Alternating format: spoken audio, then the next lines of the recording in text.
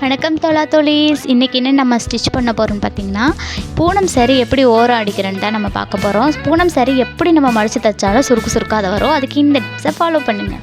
இப்போ வந்து சாரீ கார்னரில் வந்து கொஞ்சமாக சின்னதாக ஒரு நாஞ்ச் போட்டுக்கலாம். நாஞ்ச் போட்டதுக்கப்புறம் இப்படி நூல் தனித்தனியாக பிரிஞ்சுட்டு வரும். பிரிஞ்சுட்டு வருது பார்த்திங்களா, பாருங்கள். இது மாதிரி ஒரே ஒரு நூலை மட்டும் தனியாக அதுலேருந்து பிரித்து எடுத்துக்கோங்க. பிரித்து எடுத்துகிட்டு அதை இந்த கார்னர்லேருந்து சாரியோட ஆப்போசிட் கார்னர் வரைக்கும் நல்லா கொஞ்சம் சுருக்கு வச்சு நூல் கட்டாயிராமல் லைட்டாக மெதுவாக நிதானமாக இழுத்துட்டு இதுலேருந்து அந்த கார்னர் வரைக்கும் சுருக்கு எடுத்துருப்பாங்க. இப்படி போகும்போது சுருக்கு எடுக்கும்போது என்ன ஆகும்னு கேட்டிங்கன்னா, ஒரு லைன் ஃபார்ம் ஆகும். அந்த லைனுக்கு நேருக்கே நம்ம சிசர் கட் பண்ணணும். கொஞ்சம் கூட தள்ளி இது பண்ணிடாமல் அந்த லைன் மேலே பொறுமையாக இப்படி கட் பண்ணுங்கள். சாரீ அதனால டிசைன்ஸ் வந்து நமக்கு வந்துட்டு அதனால ஸ்ட்ரெயிட்டாலாம் வராது, கொஞ்சம் கோணமாக தான் வரும். பட் ஸ்டிச் பண்ணும்போது நமக்கு ஈஸியாக இருக்கும்.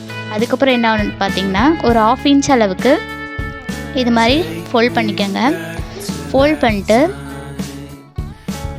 அதுக்கப்புறம் ஸ்டிச் பண்ண ஸ்டார்ட் பண்ணுங்கள்.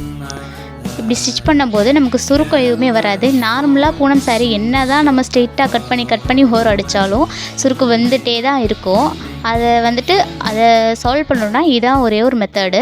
இன்னொரு மெத்தட் இருக்குது, அது இன்னொரு வீடியோவில் நான் உங்களுக்கு சொல்கிறேன். பாருங்கள், இப்படி ஸ்ட்ரெயிட்டாக ஸ்டிச் பண்ணிவிட்டு போயிட்டு இருக்கணும். ஸ்டிச் பண்ணதுக்கப்புறம் பார்த்தீங்களா எவ்வளோ நீட்டாக இருக்குன்னு என்னோடய ஃபினிஷிங்.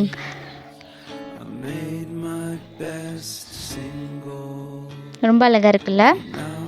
இப்போ வந்துட்டு அதே மாதிரி இன்னொரு கார்னரையும் நம்ம அதே மாதிரி சுருக்கு எடுத்துகிட்டு கட் பண்ணிட்டு நம்ம ஸ்டிச் பண்ணுவோம்.